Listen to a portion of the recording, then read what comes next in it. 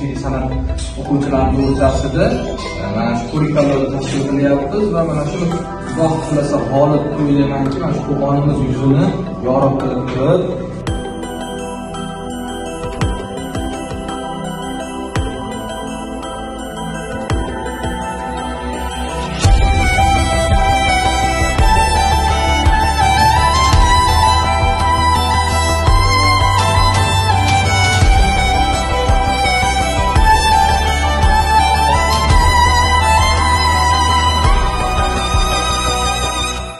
Bugungi festivalda tasvir san'at yo'nalishida faxrli birinchi o'rinni egalladim.